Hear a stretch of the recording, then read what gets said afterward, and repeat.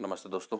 Marble flooring Jitendra Sharma में आपका स्वागत है। जैसा कि आप ये देख रहे हैं, ग्रेनाइट के ब्लॉक वो पड़े जो मार्बल के ब्लॉक है। आज इस वीडियो में हम देखेंगे कि ब्लॉक की कटिंग कैसे होती है और किस मशीन का प्लांट में ये कटिंग होता है। ये सभी ब्लॉक आपको मार्केट में गन पिट के हिसाब से मिलेंगे कहीं कहीं पे।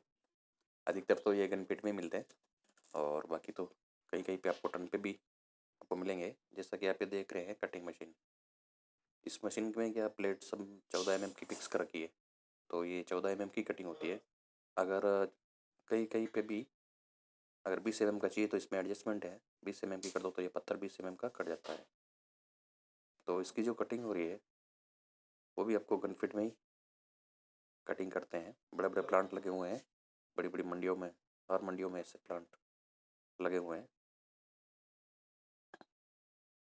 और मैं अगले वीडियो में आपको एक दो वीडियो में जो लाइनर पॉलिशर होता है उसकी क्या प्राइस है और वो कहाँ बनते हैं और आप कहाँ से खरीद सकते हैं, उसका भी मैं वीडियो आपको बताऊँगा।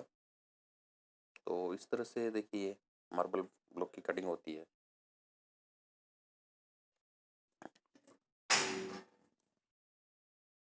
और ये जो गिर रहा है वो पानी है।